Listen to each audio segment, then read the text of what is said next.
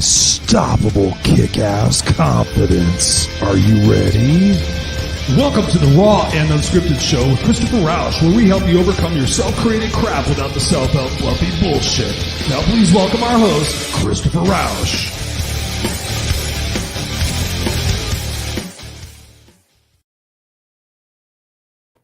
Da-na-na, da-na-na, da-na-na-na-na-na.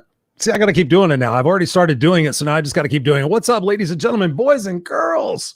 What's up? It's Tuesday night, 7 p.m. Pacific Standard Time, your place for the Raw and Unscripted show with yours truly, Christopher Rausch, the place where I help you overcome your self-created crap without the self-help fluffy bullshit. And I'm excited tonight. We're here live, and we got a great guest coming up right now. But anyways, it's Tuesday night, 7 p.m., and it's your place for Raw and Unscripted conversation as usual. And whether you're here joining us live or on the replay, we thank you. And by the way, just for the newbies here, we are now available on podcast. Yes, I finally got my shit together and got it out on podcast. So if you go anywhere and you search Raw and Unscripted, or you go on Spotify or iTunes or anything, you type in Christopher Rausch, you guys will find the show. Otherwise, you can also go to my website, ChristopherRausch.com, go over to the media page. You can see the video cast and you can see the podcast. You can sign up at your favorite place. We're also on iHeartRadio. And I'm just going to apologize up front. I've been talking all day. Thankfully, I've been doing a great job. I've been on Clubhouse. I've had coaching clients and just having a great day. So I've been talking a lot, but I'm excited to be talking more tonight with our guest, who I'm going to be bringing on here in just a moment. But I just want to welcome you guys to the show and appreciate each and every one of you reaching out every week, letting me know that the show impacts you, letting me know that I impact you, letting me know that the guests that we have on here are impacting you. So thank you for sending us those letters and those cards and those telegrams. Remember telegrams? Did you ever send a telegram? I don't think you ever sent a telegram. I don't even know if anybody in my audience knows what a telegram is. Does anybody know what a telegram is? I don't know. But anyways, so without any further ado, tonight we're talking about creating strength. We're talking about overcoming obstacles. We're talking about drive. We're talking about ambition. We are talking about the ability to control one's mindset to figure out what the most likely outcome is based on what we put into that mindset. Can you think about that for a second? So if we put in great stuff into our mindset, guess what? Great stuff's going to come out. Not all the time. It's not guaranteed. But if we put crappy stuff in our mindset, guess what's most likely going to come out? A bunch of crap. And so I'm excited for my guest tonight because I have been on her show. We met on Clubhouse. We've had some amazing conversations, and I am super stoked because she is the epitome of being driven. She's the epitome of being raw and unscripted. She's the epitome of saying, here's what I got to do. Here's what I get to do, and finding the motivation, finding the constructive resources to be able to implement whatever it is that she needs to do. So without any further ado, I'm welcoming here to the Raw and Unscripted show, the super busy mommy coach, Miss Nicole Tiffany Cruz. Miss Nicole, how are you tonight, darling? I'm wonderful, Chris. Thank you so much for having me here. I'm so excited to chat with you again. I mean, I love our conversations always, and I'm just really honored to be on your show. I mean, you are a powerhouse, and I'm honored that you thought me worthy of inviting me to be here on your show. It means a lot. I thought you worthy. Yes, I did. I thought you worthy. You know why I thought you worthy? Because you're a go-getter and you're a great mom and you love your son. Thank you. I appreciate that. And I appreciate that because you know my story. I didn't grow up with necessarily a mom who put my best interest at heart. So we already have somebody in the house. She says, hey, super busy mommies. Let's go, Nicole Tiffany Cruz. Thank you, Verge, for being here. Appreciate you being here on the Raw and Unscripted show. You're in for a pleasant evening, a kick-ass evening. What's up, Robert? Robert's in the house. He says, what's up, Christopher and Nicole? We got Tyler in the house. Tyler says, let's go. Let's so excited. Let's go. Ooh, Tyler. The energy. Thank you for being here, Tyler. We really appreciate you. Yeah, like I said, I've gotten to know you. And one of the big things that stands out about you, Nicole, is the fact that you're just real, you're raw, you're transparent, and you just have this feistiness in you that says, I'm not going to stop and I'm not going to quit. Talk to us about where that came from. Where did all that feistiness and that energy and that drive to succeed come from? That's a good question. I don't know. I feel like maybe I was born with a little bit of a fire in me, and it never got stomped out. I feel like it's easy for life. And we're all born with these dreams, right? And it's easy for life to stomp it out of you, to extinguish that fire that we have, where you feel like your life has some meaning, that you're going to do something that is thrilling. And I'm much more realistic, but realistic doesn't mean any less thrilling. It just means that now I'm realistic about what it'll actually take to make that stuff happen. And so I guess that's it. I didn't do anything to make this happen. I just didn't let it get stomped out of me. Ooh, didn't let it get stomped out of me. So what does that internal conversation sound like? So a lot of people have this internal conversation, as you know, negativity, limiting beliefs and everything else. What was your self conversation like as you were growing up? That's a really great question. You go deep. I love it. I've got a few good questions. Yeah, I'm sure it's only been 5 minutes. I'm looking forward to this. It's going to be a spicy conversation, man. So, I mean, growing up, I remember as a child always wanting to be an adult. You know, like I feel like people look back and like, oh, being a kid, I wish I could be a kid again. I would never want to be a kid again. I always wanted to be an adult. And I didn't have your childhood. I had, you know, a perfectly loving family, like everything you could ask for, you know, went to a good school. I mean, and still something in me just wanted to be able to make an impact, to do stuff. Like I hated that as a kid. It's like your opinion didn't matter. What you thought should happen in the world didn't matter. I've always had ideas on how I thought the world should be. I remember as a child, around 8 years old, just thinking, you know what? Adults just make things so complicated. If they would just let kids rule the world, we wouldn't have wars and poverty and all of this stuff. We would just share and make it work. And I still, to some degrees, think that. Like, you ever ask a child how to solve the issue of poverty? They're like, well, everyone should just share. And you're like, oh, you know what? You're right. We all should just share. Like, it's so simple. And meanwhile, we complicate things. And so I think I've always just had that in me, like ideas of like, this is how the world should be. This is how it has to get done.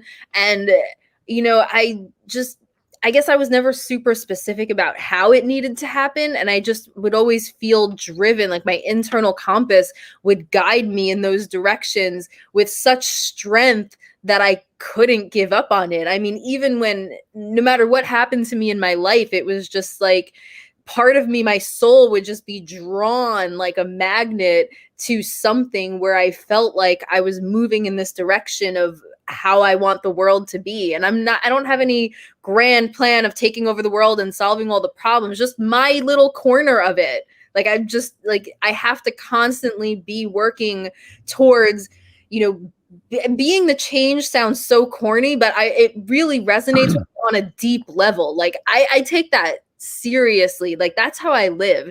And I just constantly have to be the change in some way or another, or I just get this agitation that's unbearable.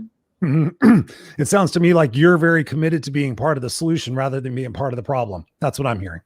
Yeah, 100%. Absolutely. And even in the little things, like I'll think about, you know, it's like it can get to an unhealthy level and I don't go there, but I'll literally just, even with the littlest things, like, you know, if someone asks me something and I could give the white lie, it's like, is that really in my integrity, or can I say something positive and helpful that's authentic?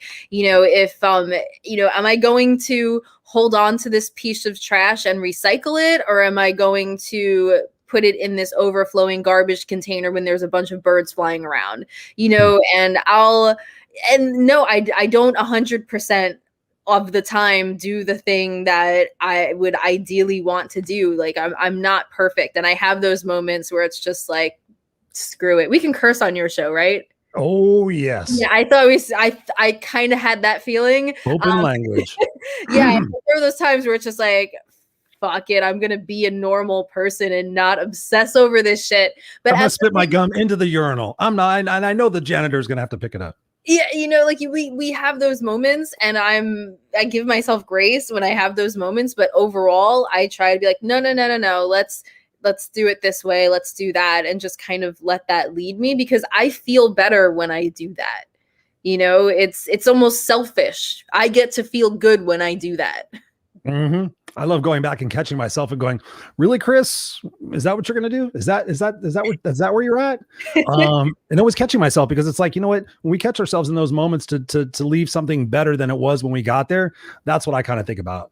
Sometimes you just want to take the laziness. Like I literally had a plastic bottle the other day, and there was no recycling bin, and I went to go throw it in the trash can. And I threw it in the trash can. I'm like, Chris, you could really carry that back to your car. I recycle bottles here at the house. So I'm like, really, Chris, you could carry that back to your car. You just put a plastic, you talk about the environment. So I went back and I pulled the plastic bottle out, and I was all jacked with myself. I'm like, ooh, I just feel like but it was just like that integrity thing. So talk to us about that. What drove you to create that internal sense of what we really talk about is our morals and our values and our ethics. Talk to us about that and how important that is to you to stick to those. I mean, I guess it goes back to being the change. And I wasn't always like that. I've always felt strongly about, doing the right thing, being a good person. But my idea of what that was, I think, evolved over time. I was really sneaky, like as a kid, Or you still are? I was, because now I have those same qualities, and I was just talking to someone about this. Tyler's on here. I was talking to Tyler about this the other day, the shadow self, right? So that, manipulation, I could use it to be sneaky, or I could use it to throw a surprise birthday party. So I still have that quality, but I use it more for that. I use it to, surprise my son with really great holiday gifts, or, I use it in that way. I don't use it in the way I used to when I was growing up, which was, I guess it's kind of a healthy time of development where you use it to get around the rules that adults place on you. That's mainly how I used it. And I rarely got caught. Like, my mom is still proud of herself for the one time she caught me drinking. And it was like, I drank for like all 4 years of high school, and you caught me once and you're proud of yourself, but Right. Oh, I think I finally told her that when I was like 32. 32? I didn't even think you were over 30. Jeez. Really? I'm 35. Yeah. Thank you. You made my day. 35. Yes, jeez. I'm 35. Nobody would believe I'm 75 either. No, you're not. Huh? You're not 75. I moisturize, right? Huh? I got a little bit of gray in my beard, right? I don't look 70. I don't look 75. No. Well, good, because I'm 52. Okay. I'm 70. Well, today on the Raw&Unscripted show, we're going to end early because I'm tired and I need to go take my teeth out. No, I'm just kidding. Not at 72. No. Well, it sounds like you've had a pretty solid foundation to build upon your beliefs. Talk to us about the times in your life where you just alluded to drinking. Talk to us about the times in your life where you maybe were off track, and how did you get back on track? Because I know a lot of people that are watching this have been in the situation where they've gotten off track and they want to go back on track, but they don't understand where it is that they are necessarily. They're not aware of what it is that they're doing, and they want to get back on track. So talk to us a little bit about a personal adventure of yours where you got off track and then you got back on track. Oh, I have some epic ones.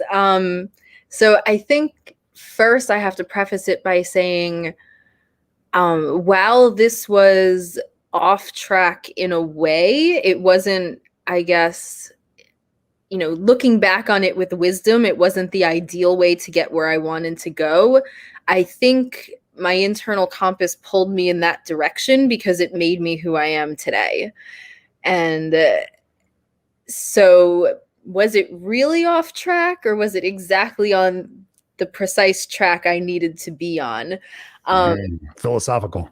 Yeah, but going in that direction, in my 20s, I became a martyr. Like, I made myself the martyr.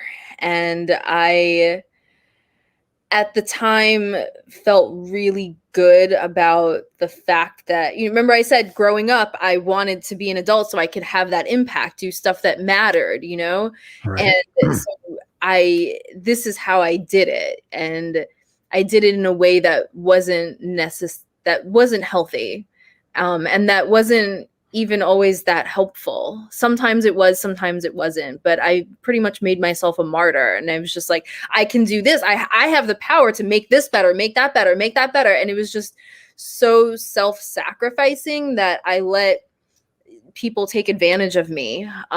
People who I allowed to be closer to me than anyone else in the world in a lot of cases. You know what I mean? And for a long time. And the mistake I made wasn't being generous. The mistake I made wasn't giving my all to make the world a better place. Those are not mistakes. Those are never mistakes. And I always strive for purpose more than happiness, because that's how I get fulfillment, you know. But the mistake I made, what I did wrong was I didn't value myself. So I held myself and others to a very different standard. And so when others were weak, I saw it as, well, I'm there, whatever my relationship is to them. I have to rise up to the occasion and be there for them and be strong and make this happen and blah, blah, blah. But when I felt weak, it was, well, that's not okay. I have to buck up and be strong, and I can't be a burden to other people. And, you know, when someone else would behave badly because they were going through a rough time, it was, well, you know, I have to be compassionate, and I have to, you know, what can I do to help meet their needs and make them feel better so that they don't feel the need to engage in these behaviors. But meanwhile, I couldn't tolerate any sort of, like, no matter how rough things were for me, I couldn't tolerate any sort of negative behavior from myself. And if I did, I beat myself up about it and felt horrible. And so really this martyr, it wasn't just about serving. I wasn't valuing myself. I was holding myself and other people to totally different standards. And that's why I ended up derailing my life completely and hitting rock bottom. And it got bad.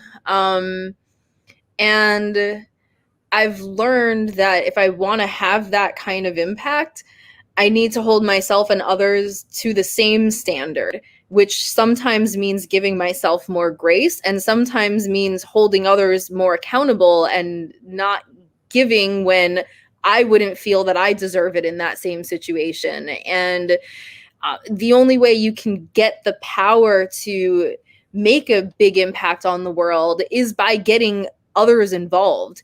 And in order to gain the power to do that, you have to value yourself and respect yourself so that others will sign on to join you in your mission, you know. And now, I mean, I am so grateful to have a wonderful team, wonderful colleagues like you, and just wonderful supporters who at this point, you know, it started off where it was like me swimming upstream in like level 5 rapids.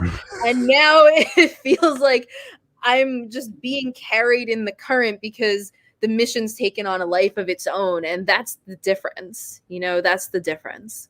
It sounds like your why is bigger than it was. It sounds like your why might have been a little bit distorted back then. Talk to us about that. Where did you learn those behaviors? Where did you learn that incongruency between my standards are this, but my standards are for you are this? Can you place where you learned that from? Oh, my mother was very self-sacrificing. She will give the shirt off her back for the people she loves. And I always admired that quality in her. I mean, because I valued it, right? Like, how much did my mother give to me? And she takes care of everybody in the family. Like, she makes sure everyone's okay. Like, if you want to know how anyone's doing, you go to my mom, because that's very core and central to her. You know how in groups and family, whether it's families, whether it's a group of friends, you have that person who brings everyone together. Oh, yeah. Yeah, that's my mom. And it's beautiful. And the way I internalized what I saw from her and her sacrificing for her family, and don't get me wrong, my family's the type that sacrifices. We all sacrifice for each other, you know? And so in that context, it's probably a much more positive behavior than how I admired her for it. And so I use that with other people around me who maybe hadn't earned the right to be at that level in my life. But I just felt so, you know, proud of myself to be able to be an adult and do that. And I thought I was making this like really big impact. And in some cases I did. And in some cases I really didn't. So what would you say was your biggest lesson out of all of that? Looking back retrospectively, being able to teach your son certain values and ethics and things of that nature, what was your biggest learning lesson out of hitting that rock bottom? My biggest learning lesson was that to hold myself and others to the same standard. How do you do that? How do you know what the standard is to begin with? That's a really great question, because that's subjective and we all have to decide that for ourselves. And I think how do you do it though? How do you do it? That's a really great question. It's so hard to think without a specific scenario in front of me. I feel like it's very heart-centered for me. You know, like I'll think about factors and how it impacts everything and everyone around me. I think about my values, and then I have to come to some sort of, they all kind of coincide and overlap with each other, and I have to kind of find the point where it feels right. So yes, there's thought and there's logic to it, but in the end, there's a point where it feels right. And there's an understanding that it is subjective and I have to just decide.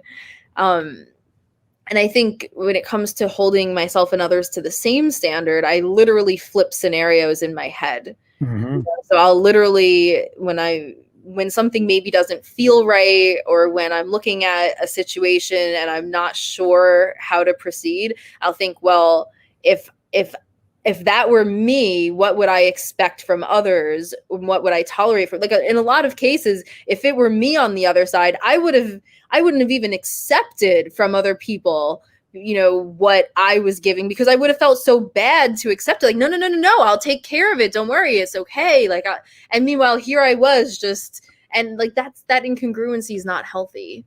Mm-hmm. So I literally, and I constantly have to do this because it doesn't come naturally to me. I literally have to flip the situations in my head. If they were in my shoes, what would I want from them? If I were in their shoes, what would I want from me? You know? Mm-hmm. Oh yeah. No, I mean, we're talking about the golden rule, and that's the way I look at it. Is I sit there now it's a bigger situation for me, because I used to look at it the same way. I'd be like, okay, if I was in that situation, what would I expect? You know, what would I think is fair and everything like that. Now the benchmark for me is, what would I tell my son? So if my son was faced with a situation, I was just talking with somebody the other day, and I said, if your son was faced with the situation that you're dealing with right now, what would you say? So if your son came home and said, oh, mom, all my friends don't like me and they don't support me, and mom, everybody makes fun of me, and what would you tell your son? Mm-hmm. And so for me, that's what that, and for her, she was like, ooh, because she needed to take her own medicine, and she was quick to say what she would say to her son. I'm like, so you're doing the same thing, but you're incongruent. So your son sees that shit. Right. Your son sees the fact that you're miserable around your friends because you're not saying stuff, and you know, it's a long blown out story. But for me, that was like the benchmark, is like, okay, sitting there saying, okay, in this situation, what would I tell my son? Or what would I what would I tell my son? Would I tell him to act sarcastically, or would I tell him to act professionally? Would I tell him to take some time? Would I tell him to really consider the other person's feelings? And I do the same thing with my, you know, how would I coach somebody in a situation? So if I have a situation I'm like struggling with, I'm like, okay, if somebody came to me and said, Chris, I'm dealing with the situation, I know without a doubt I would have some sort of advice or some sort of input or some sort of question to ask that person to get them through that situation. So I immediately go, okay, Chris, time to be congruent. What would you do in this situation? And I've done it, and I have not liked to take that medicine. You know, I've been in situations with my spouse and be like, you know, okay, if somebody said, you know, hey, Chris, I've been dealing with this thing for like 6 months and I kind of should say something and I haven't said anything. And I'd be like, you're fucking stupid for not saying anything. That's why it's been happening for 6 months. You need to go open your damn mouth, have a reasonable conversation. I bet you won't happen anymore. Fuck, I gotta take my advice. You know, and sure enough, you go do it. And, you know, sometimes it works out great. And sometimes you go, damn, I wouldn't do it. I wish I wouldn't have done it.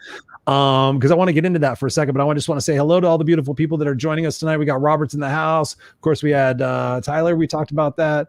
We have John Dunya. I'm trying to hey, John. He says, hey, Nicole Tiffany Cruz, what's up? We got Crystal Ryan in the house. She says, hi, Christopher. Hi, Nicole. We got Scott in the house. He says, good evening, Chris and Nicole. Thank you, Scott, for spending your time with us. Thank you all for spending your time with us here every Tuesday night at 7 p.m. We appreciate you guys. Tyler says, yes, be the change. You got to be the change. I say you got to be the change, but you bitch about, right? So many people are like, nah, this, that, and the other thing. And like, you know, people are so grumpy. And I'm like, do you say hi to people? And they're like, no. And I said, why don't you start saying hi to people? Like, maybe that people won't be so grumpy. Do you let people in that are cutting in front of you? No. And I'm like, well, maybe if you let people cut in front of you, that they wouldn't be so grumpy. Yes, Randy's in the house. He says, "Good evening. What's up, Randy? Good to see you, brother. Thank you so much for being here."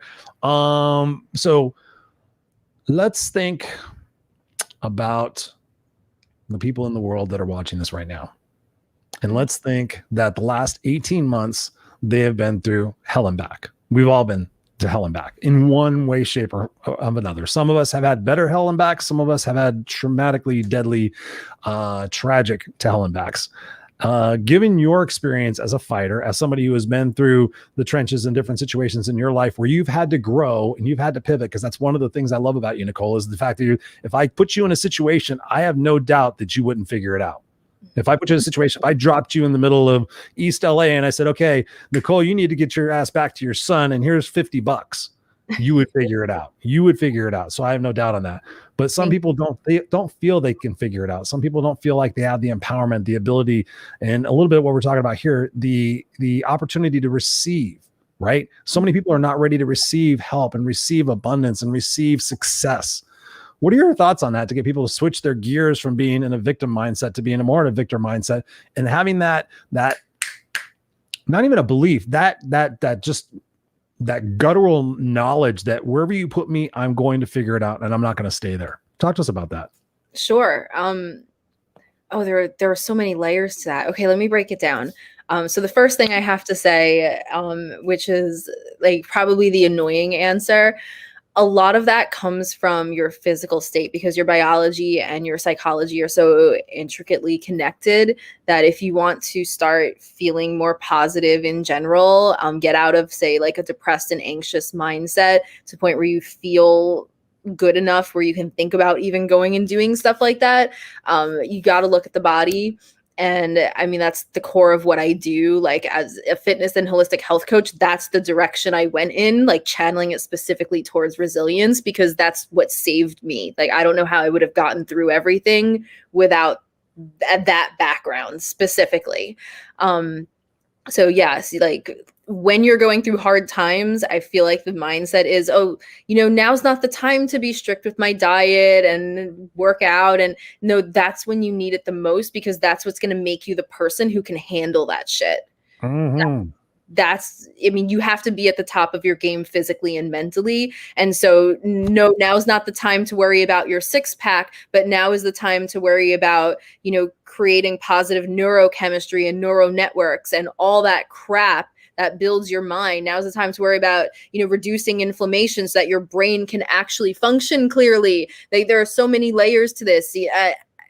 Go deeper on that. Go deeper on inflammation, because I've been on that path. You guys know I'm doing 75 hard. I'm on day 57, 75 hard.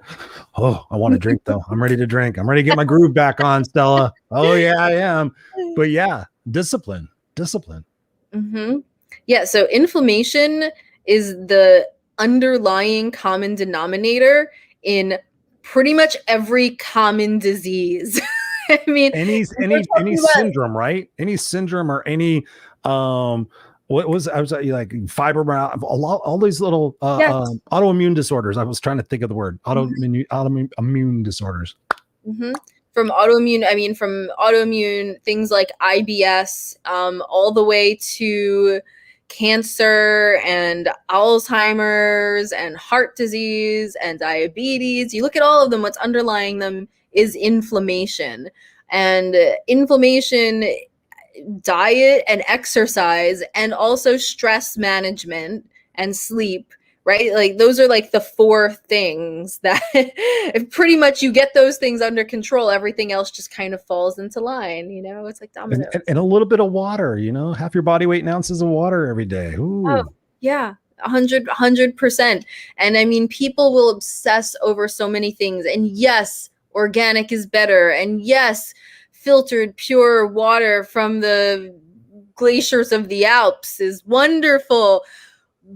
But the main biggest things, like, do those later. Okay. If you have to choose, if anyone here is going through hard times and you have to choose what you're going to afford or pay attention to, eat healthy foods. I'd rather you eat a non-organic apple than organic cookies. Okay, like hands down. It's just, it's so important, because with all the misinformation out there, people will spend $150 on this magic pill, and meanwhile they'll be eating, you know, like low sugar, like, you know, sugar free, like Oreo imitation crap that's organic, and you're just like, no, that's not it. And with all the misinformation, I don't blame people for not getting it, but that's why I'm saying it right now. So if anyone has these misconceptions, it's so important. And I know it's hard, because why should you listen to me over the other person who just told you the opposite thing 3 seconds ago, or those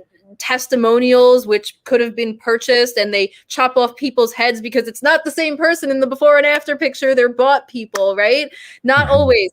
But that's the thing. It's hard to tell the difference between the ones that are real and the ones that are completely misleading and a bunch of marketing bullshit. So for anyone listening now, those are the basics, right?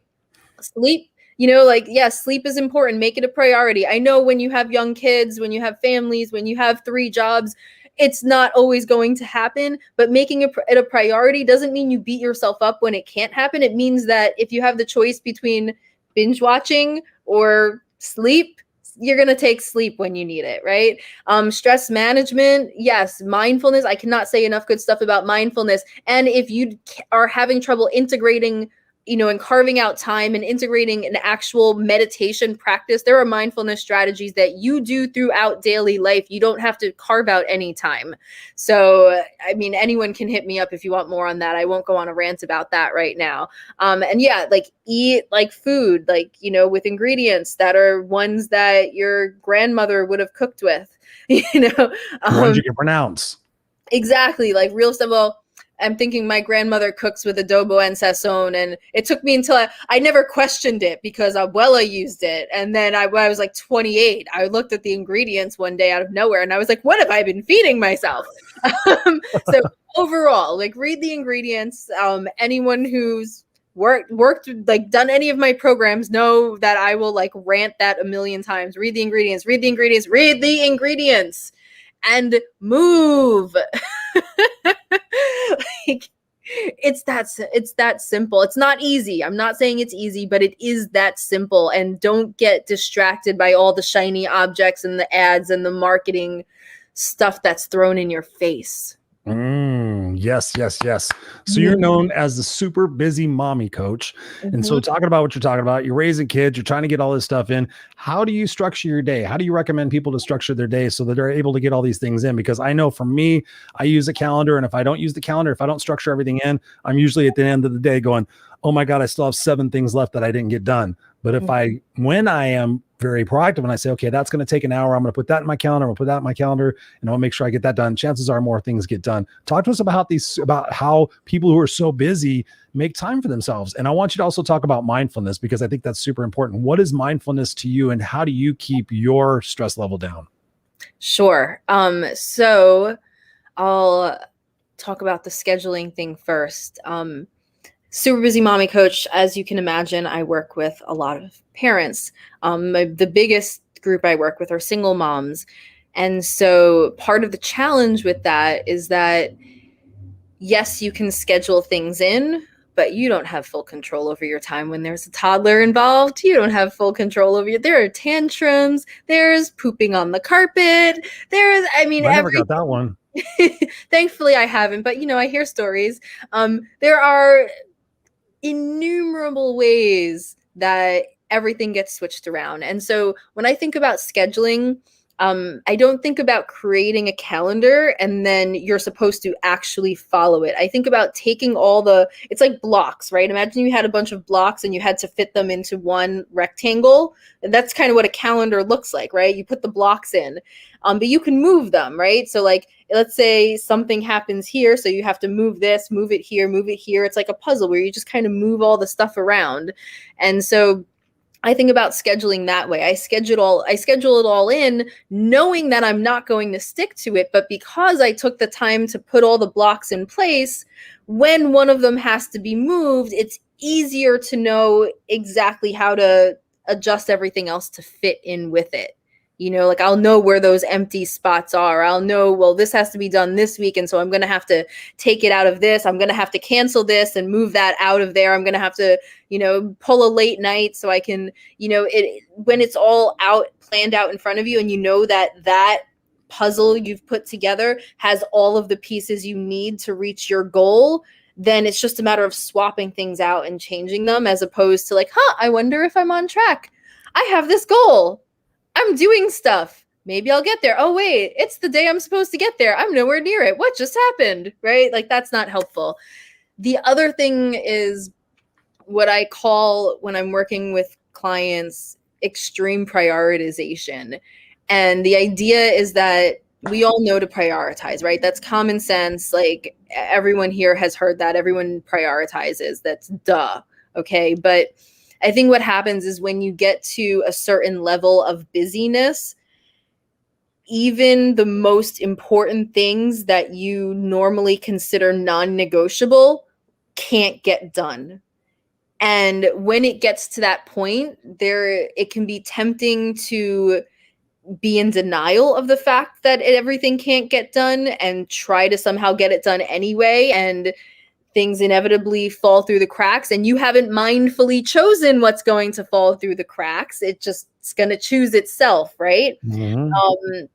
So not everything will get done. You're either in denial or judgment comes into play, and you start choosing what's going to get done and what's not going to get done based on that little voice in your head of, well, if I do this, oh no, there's no way I could not do the dishes before I go to bed. Maybe that was drilled into your head when you were a kid, right?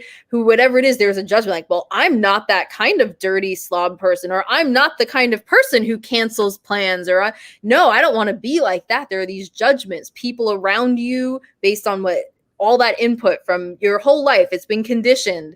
Mm-hmm. And so you're still not mindfully choosing, whereas taking back your power, recognizing not all of this is going to get done, even these crucial, important things. And you know what?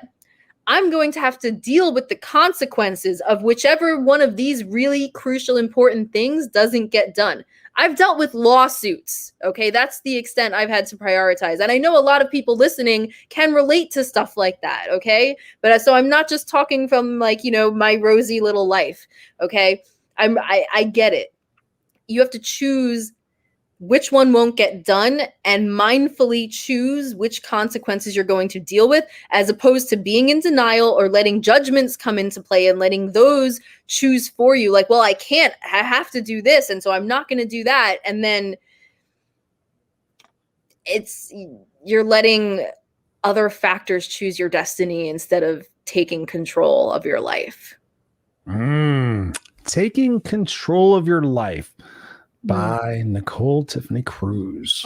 Taking control of your life sounds like a book. Is that a book? Should we do it? Are you going to do a book like that? Am I going to do a book like that? Yeah, I think that's your book title. Maybe, I don't know. I feel like if I wrote a book, it would be called "Stopped by Nothing." Stopped by Nothing. Yeah, okay. It's kind of. So I got a direction. I got a couple of different directions to go in. Yeah, I like that too. They can kind of go together. Stopped by nothing, taking control of your life despite something. Yeah, see? Uh-huh. Here we go. I like it. So, as the No Excuses coach, I am interested to find out, what is your biggest excuse and how do you coach yourself over it? I find that so one of the ones that's gotten me in the past is, well, that's too extreme. Extreme. Okay. Yeah. So, when you have goals that that are, say, different than a lot of the people around you and well outside of what's normal with the people around you, you have to live in a way that is way different than the people around you live. And there's this idea, well, that's not normal, that's extreme, that's not healthy, well, no, you can't. By whose definition though? By whose definition? Exactly. Yours or theirs? exactly, by this collective, the definition of like whatever dominant little group or subculture you're in at that time, right? And so getting over that sometimes, sometimes I find myself at a crossroads where I'm like, but I'm doing everything I can. What am I supposed to do? X, Y, Z. And then I'm like, yeah, I'm supposed to do X, Y, Z. Well, that's crazy. Yes, it is. And I'm supposed to do it anyway. And so that's kind of how those conversations have been going in my head. Thankfully, I've gotten better at overcoming that one sooner than I did. I feel like it held me back way too long before I let that one come to the surface. Nice. Now, I appreciate you sharing that. So, again, keeping with the theme of excuses, what are the biggest excuses your clients come to you with, and how do you help them overcome those? I think with my clients, the excuses, and I don't even know if I want to call them excuses, because they're very valid concerns, because they don't have the knowledge. They're coming to me to overcome the excuse. I want to give them that credit, right? So the excuses, the biggest one is no time. And then the other one is no energy, right? We're talking single moms going through like really rough times, because they're the ones who resonate with my backstory. And so while that is an excuse, they're doing the right thing, right? Because they're like, I don't have time. Let me figure out some creative way to get this done, even though I still don't have time. And that's exactly, I think, how they should approach that. And it comes down to knowledge, right? Like, it's not about motivational, motivational stuff is very important. But I don't think that's the obstacle that I help people to overcome. Like, if you want to be motivated and inspired and you have trouble sticking to something because you just lose the motivation and you need a fire lit under you, there are people who are really good at that.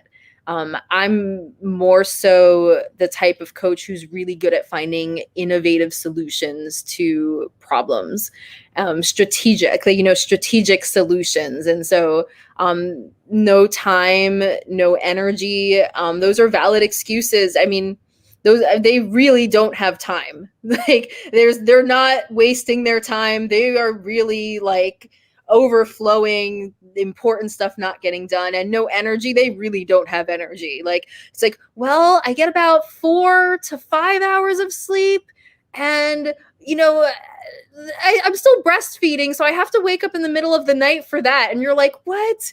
Like, of course they don't have energy, right? It makes sense. And so, it starts as an excuse, but they do the right thing. They come to someone who can help them overcome that obstacle, and then it's no longer an excuse.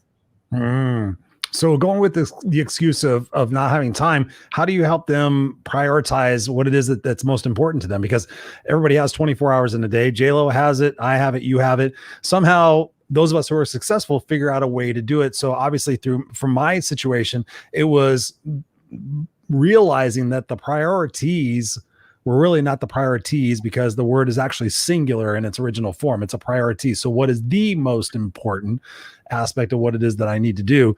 But I find that so many people are saying they don't have time. And that's one thing that 75 Hard has taught me, is that sometimes you need to combine 2 activities in order to get the same result. So if you're doing dishes, I sit there and have found that if I do deep knee bends while I'm doing the dishes, and maybe every once in a while I run in place, I can get a pretty decent workout for 15 minutes while I'm doing housework. I've proven that all sorts of different ways. So talk to us about how you get them to change their opinion about not having time, because obviously breastfeeding is not permanent. It's a period of time. How do you get them to set their priority that their self-care is most important? I have to say, if they're coming to me and investing in it, usually it's because they've already decided it is. They just don't know how. Right? So they're like, this is important. I'm going to get it done. I'll do whatever you say. I know I have to do this for myself. How the hell do I do it?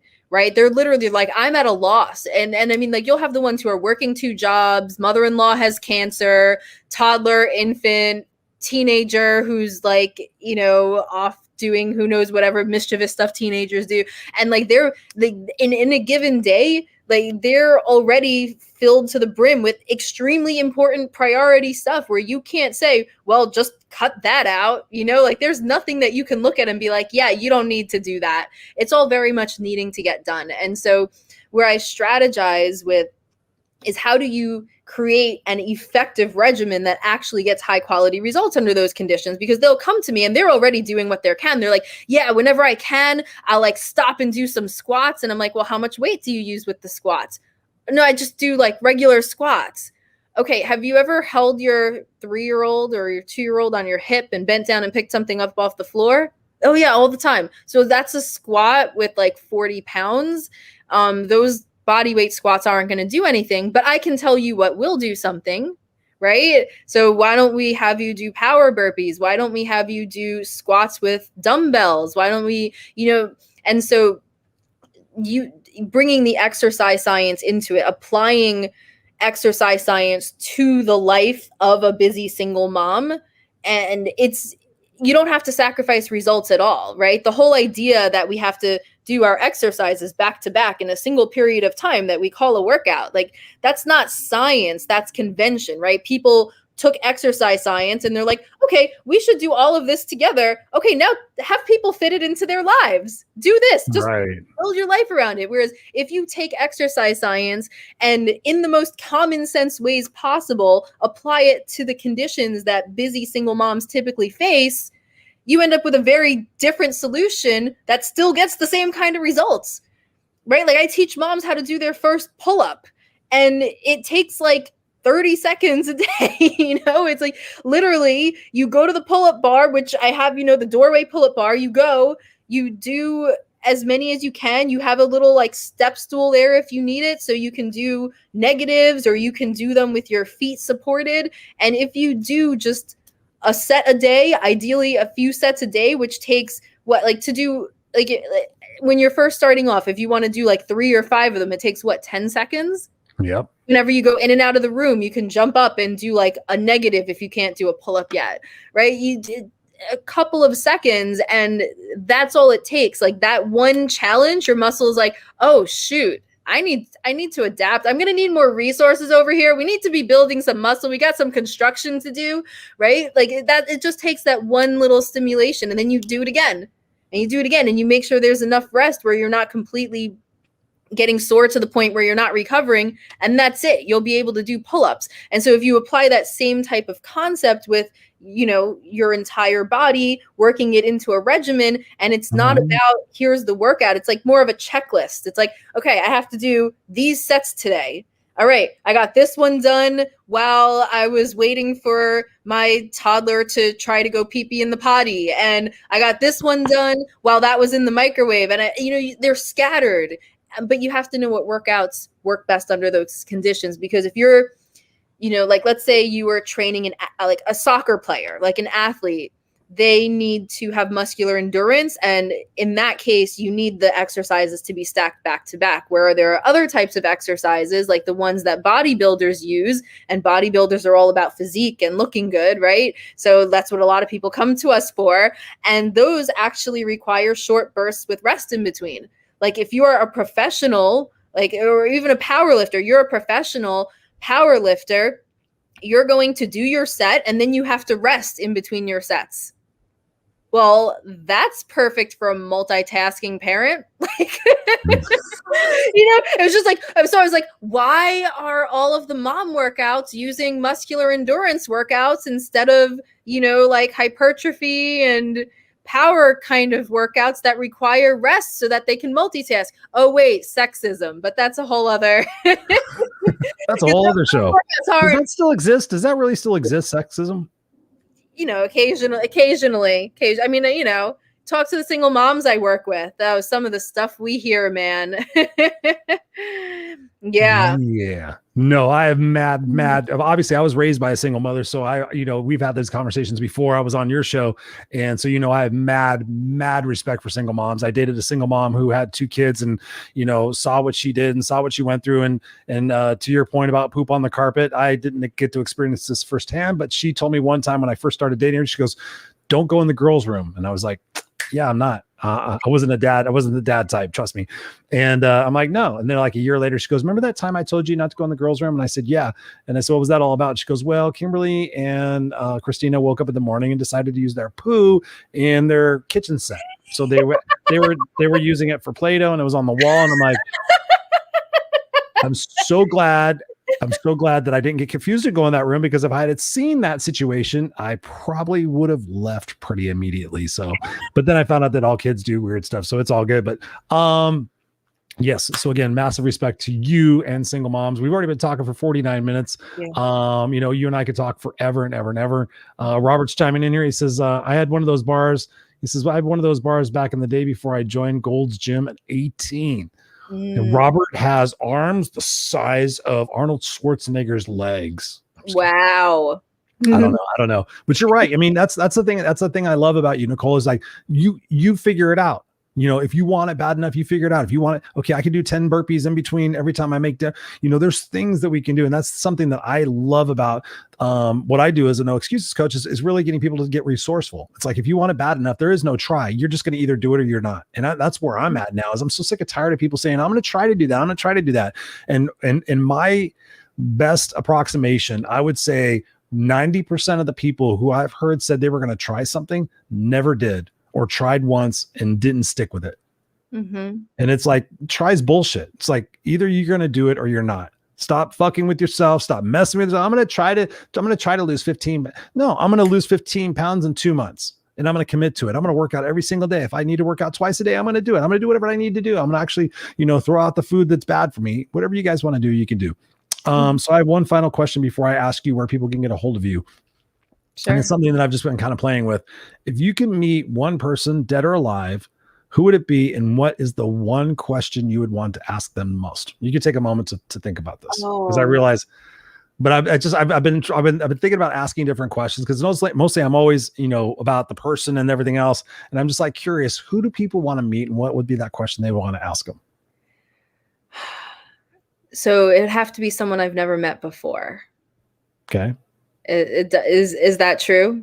No. It could be anybody. Like if you want to sit down with if your grandfather has passed away, and I'd love to sit down with my grandfather and ask him, what was my mom like as a kid? That could be a question. Yeah. It'd definitely be my brother, who I lost a few years ago in 2016. And what would I ask him? Man, one question? That's tough. What would I ask my brother if I could? I feel like I would want to know if he's okay. Well, that's for sure. Was that he was suffering a lot. I'd want to know, was that the best outcome? Gotcha. Yeah. That's beautiful. Thank you, Nicole, for sharing that beautiful moment, because I love it. We're real, That's you and I are real. People who watch the show are real. So I love it. Bring the emotion. That is beautiful. Where can people get a hold of you, connect with you, have more conversations with the amazing Nicole Tiffany Cruz? Oh, man. I mean, thank you for hyping me up like that. Best way to get in touch with me right now is Facebook or Instagram. I'm at Super Busy Mommy Coach. Look at that. You're prepared. Love it. That's what I was just doing a minute ago. I was like, I don't think I put her information in. Yeah. So there it is. And where else can they get a hold of you? Superbusymommycoach.com. Oh. Thank you. I have a whole production staff here. You guys are all, take the rest of the night out. No, seriously. No, you rock. No, shut up. You rock. Love it. So prepared. Those are the best places to get in touch with me, and message me, don't be shy. I actually answer me, not my staff, not a bot. You might initially get one of those like, hey, Nicole's tied up, she'll be right with you. But I actually will go back and answer people personally. So yeah, message me. And it's not even I'm going to just give you a sales pitch. You can message me questions, because I will just nerd out with you about nutrition and fitness and mindfulness and all of that jazz for ever, if you want to talk to me about it. That's what I like to do in my free time. So yeah, feel free to reach out, pick my brain. If you're in a situation that you think is impossible, I will be happy to help you work through some of that, because that's my mission. I want everybody to know that the options and the methodology that I use exist, and whether they choose it or not, like, no judgment. I'm not saying what people should do. It's just really sad to me that so many people who want it so badly don't know that this is a possibility for them. Beautifully said. Beautifully said. Beautifully said.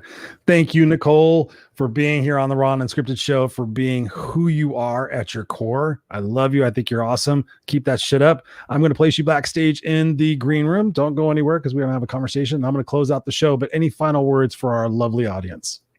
Thank you so much for having me on your show. It's an honor. I enjoy all of our conversations so much. You go deep. You keep it real. I really appreciate it. And I love you too.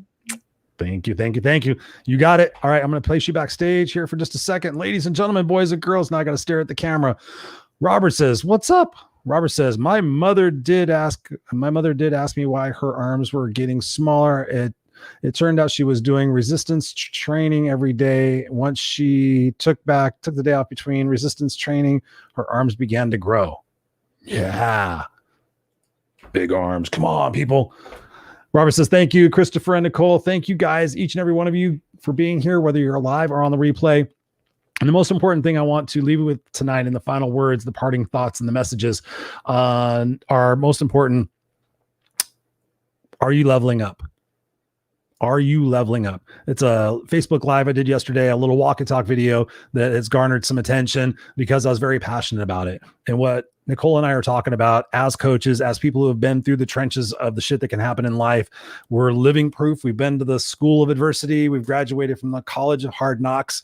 And here we are pouring our hearts out to so many people, but so many people are sitting there saying that they don't know how to do something, or they've never been able to do something, or they don't know who to trust. They don't know this, they don't know that, and they're all screwed up. Are you leveling up? Can you sit there and look at yourself in the mirror and say, I'm leveling up? Every day I level up. Every day I try to bring something new to the table. Every day I'm eager to learn something. Every day, whatever I'm afraid of, I'm going to go after. Or do you sit there? Well, I hope that changes. I hope that changes. Oh, that better change. That's bullshit. That doesn't change. That should change. What is that? What is that person over there going to do for me? Yeah. Oh, yeah. No, you got to level up. You got to take the bull by the horns. You have to get what Nicole was saying. You have to get resourceful. You have to get energetic. You have to get passionate. You have to get committed. You have to find out what your why is. When you want something bad enough, you will figure out a way, and it won't be trying. It'll be doing, because you're going to make a commitment. You're going to have this realization in your brain that says, wow, if it's meant to be, then it's up to me. Remind yourself daily, where your focus goes, energy flows. So if you're focusing on the things that you can't do, the things that you've never been able to do, then you have to ask yourself some different questions. Who do I need to become in order to get where I want to go most? And that is a very interesting question to ask. Now, by yourself, chances are you could make that journey, but how long will that journey take you? There's a reason why sports people have coaches. There's a reason why golf people have coaches, and basketball people have coaches, and football players have coaches. And guess what? When they win the Heisman Trophy, when they win whatever particular award, they thank God usually. And then they say, and I'd like to thank my coach, because without my coach, I would not have taken these steps. Without my coach, I wouldn't have got up at 5 o'clock in the morning every single day and done drills. Without my coach, I would have listened to my negative thoughts and patterns and probably not even tried out for the team. Without my coach, are you leveling up? You don't even need to have a coach. If you don't have the money, do you have an accountability partner? Do you have a mentor? Do you have somebody that you can go to and talk to and have conversations with and grow? Again, are you leveling up? That's what I love about the guests that are on this show. They've been through some shit, but they're like, no, rock bottom. Heck, that was a bouncing point. Rock bottom. I look forward to rock bottom. I'm going to bounce up from that. What are you doing every single day? How are you looking at your life? Are you looking at your life as someday things are going to change? Or are you looking at it as, if something doesn't change, I don't know what's going to happen? I know some of you out there are feeling like that. If something doesn't change, I don't know what's going to happen. The only thing that you have control over changing is your emotions, your thoughts, your reactions to situations, to outside situations that you don't have any control over. right? What you do have control over is from the moment you wake up until the moment you go to sleep, you have absolute control over what you think and what you focus on and what you do. Nobody can tell you to do anything. Nobody can tell you to pick up the cigarette and smoke it. Nobody can tell you to sit there and binge watch Netflix. Nobody can tell you what to do. You get to decide that on your own. You get to decide, oh, candy's bad for me and I have diabetes. Don't put it in your fucking mouth if you don't want diabetes. It's up to you. It's up to you.